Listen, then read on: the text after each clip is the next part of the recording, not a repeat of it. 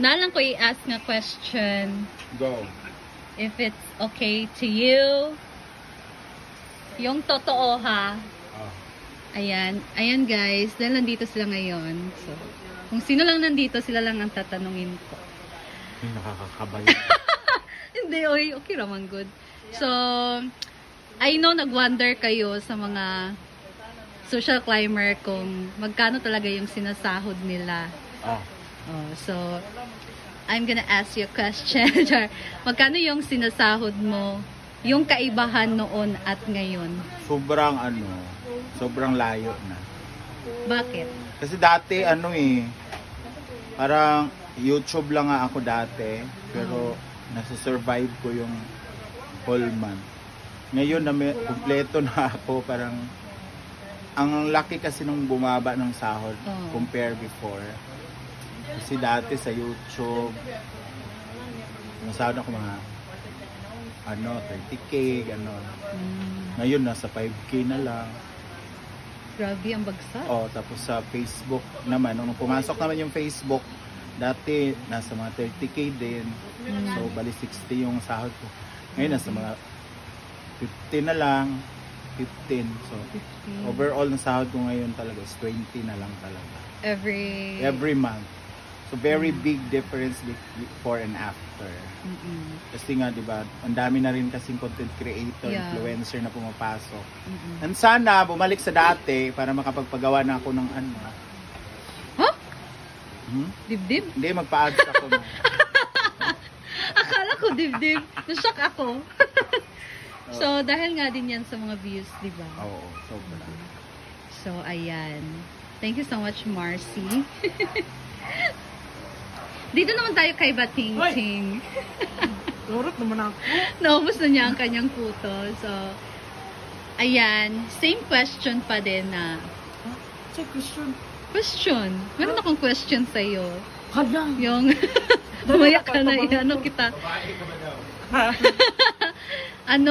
About your sahod. So, i-compare mo yung sahod mo noon at ngayon. Konti lang. Yeah. Sad siya. Konti lang talaga yung sahod ko. Kaya, pumupunta ako dito kasi libre yung pagkain dito. Yun ang halang, guys. So, ilang digit yan? Wala na, 4 digit lang siya talaga. 4 digit. So, di ba, nagwo-work ka? No, nagwo-work ako. Nasa 5 digit siya.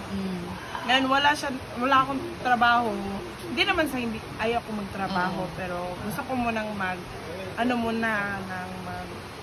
rest muna sa work kasi since I was work na agad, ganun, work, school, so sabi ko sa sarili ko, mag-rest muna ako for mga how many years, mga 20 years, bago ako. Ang kailan ready ka na? Hindi, mga months lang siguro ng rest, balik agad sa work.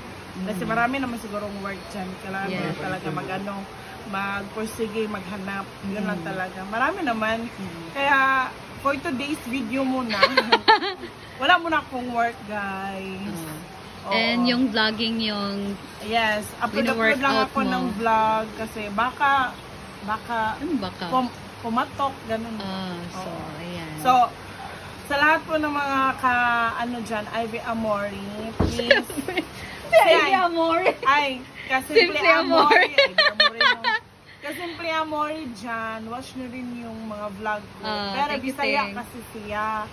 Sa lahat ng mga Bisaya dyan, watch na lang yung yung videos ko kung walang pero ba siyang movie? Kung wala kayong time or meron kayong spare time. Dapat hindi sa puto ba? Dapat sa puto. Ano na ako kung wala mo yung time ay kung meron kayong spare time, 5 minutes lang yung mga videos ko, yung mga Bisaya dyan. Bating Ting ha, follow na rin ako. Thank you so much. Thank you, Ting. Thank you. Tapos doon ako sa ex ko na yun. Hala. Doon ako nakatira sa kanila kasi tinanggap ako ng buo. Oo, yun. Tapos, umabot kami ng hanggang 2 years, I think. Tapos, yung partner ko, yung ex-partner ko is, may anak siya. So, para sa akin, parang kami, parang Stepmother ikaw. Yeah. So, ayan, pero hindi rin nagtagal. So, ngayon, pagbalik mo dito, bakit mo naisipan ulit na mag-vlog? Hindi ko talaga inisip na makabalik ako dito. Kasi, ang plano ko talaga, di ba nagkaroon ng show sila ni Brenda doon sa Butuan? Sa, saan ba yun? Yung sa may, sa Capitol ata yun sa Butuan. Tapos, nabalitaan ko yun. And then yung kapatid ko, andito kasi sa Cagayan de Oro nag-work. And then sabi niya sa akin na mag-apply ako sa doon sa kanila. Papasok daw niya ako. So ayun, timing din na sila Brenda may show tapos kinabukasan babalik din dito. So sabi ko kay Brenda kung okay lang ba na makisabay ako. So okay naman. Tapos pagkarating namin dito sa Hinaguan, kami yung mga social climbers. Nag-chat yung kapatid ko na yung yung amo niya nakakuha na daw ng bago. So ayun, sabi ko kay Brenda, okay lang ba na dito muna ako mag-stay? Kasi hanggang nung February ako nakabalik dito. Kasi yung last na dito ako sa farm, wala pang ito. Yung pa lang, kulungan ng baboy pa lang. So ayun, nakabalik ako dito. And ngayon, yung sahod mo, ilang digit na? Wala pa. Hindi pa ako Hindi ka pa nakapag-withdraw pero nasa mo na? Pero wala pa talagang pumasok. Inaantay ko. Inaantay ko pa kung meron na ba. Yes, wala pa siya. Hindi pa ka naka-withdraw ng sahod? Hindi pa. Wala pa ako nakita, hindi pa nakapag-withdraw. Pero I think nasa 4 digit ng atin. Okay. Thank you so much for... Thank you, Ford. Welcome. So, Maring Mar ang kanyang vlog. Hi! So, ang question ko sa kanya... indoor interview ng Miss Universe. So, ang tanong ko is, ano yun? Ilang years ka na sa vlogging industry? Sa showbiz. Sa vlogging. Magdi 3 years na ako this coming, 3 years na noong way back 2021, August na birthday ng ate ko. So I just celebrated my 3rd year. Pero I think, pero sa YouTube, it's 3 years. Pero sa Facebook, 2 years pa lang. Kasi di ba lahat naman hindi naman sa'yo kasi nag-Facebook ka naman dito. YouTube, di ba YouTube tayo nag-start lahat? So, after a year, doon na monetize yung Facebook. Si Facebook, mag 2 years, si YouTube 3 years na. So, another question. Wala mo sa question mo. Ano ba ang... may kaibahan ba sa sahod mo noon at ngayon? Same lang din. Hala, ang laki pala ng sahod niya. Yatay. 7 digits naman siya. Oo. Magka-level lang kami ni Brenda. Huh? Totoo? Yatay. So noon... Wala may tumuwi kayo ni Brenda. So noon, exactly yung sinasahod mo. Same lang din ngayon. Wala namang improvement. Same lang din. So we're Ilang just happy. We're just happy nga naka-reach tayo ng ganito, ng ganyan. So, it's 5 digits. 5 digits lang. Mga, pwede mo bang i-reveal? Mga 2 million. Really? Wala ka ng, yung basic lang ha, yung base ba? Yung base natin nasa mga 20, Wow. 15, depende kasi sa alo ng ng vlogging. Diba? Kung malakas si YouTube, kasi ngayon, nagbe-base kami kay YouTube, parang 10K, parang ganun per month. So, magdidepende na rin kang Facebook kung merong sahod or wala. Di ba, meron tayong sahod? Minsan, meron wala. Minsan, wala. Merong stars. Minsan naman, next time, walang stars. Merong ad stream ngayon. Next time, wala. Parang ganun ba? So, ngayon, we're so very happy with the bonuses kasi nagkaka-bonus tayo and nakaka-reach tayo mga nasa mga 10K din, parang per month. So, we're so very happy for that. So si Star at si in-stream ads, mga bonuses ko na yon. Kung meron, bongga. Pero kung wala, okay lang.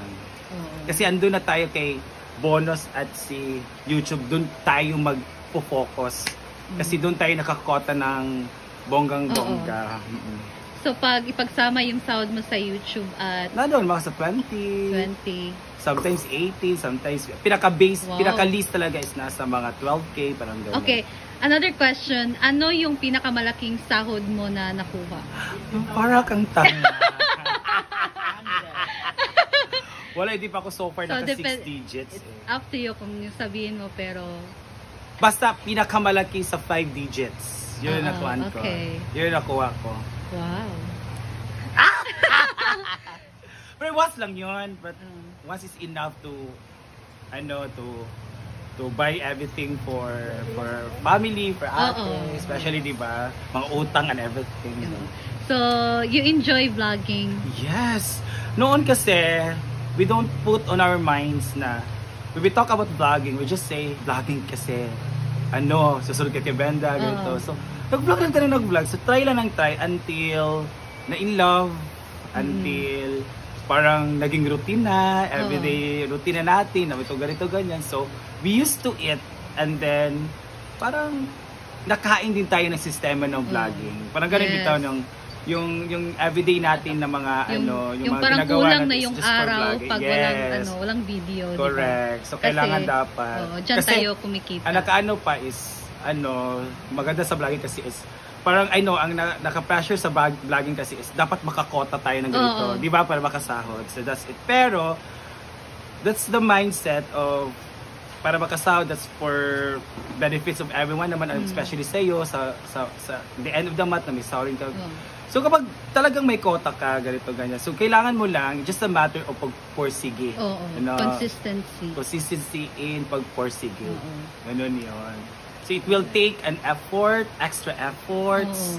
It will take time, extra time, and it will take patience, di ba? Even nga, money, yes, masahe, bili ng mga ganito, bili ng mga ingredients, di ba ganyan?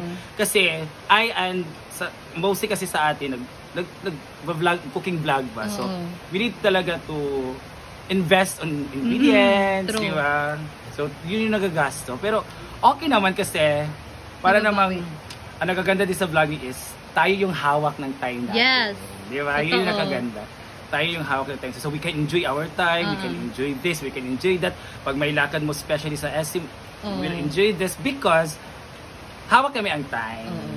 So, gumagala kayo, pero kumikita kayo, yes, diba? we have freedom sa time namin. Wow. So, thank you so much, Maringmar. Ang taas ng mo. Ay, basta kami. I love it. Basta ako, nakapasok na ako sa mga sa mga SM, nandun ako sa bottom ng mga in terms of sahod. So, yun. Thank you. Thank you. Sahod reveal, madini ha?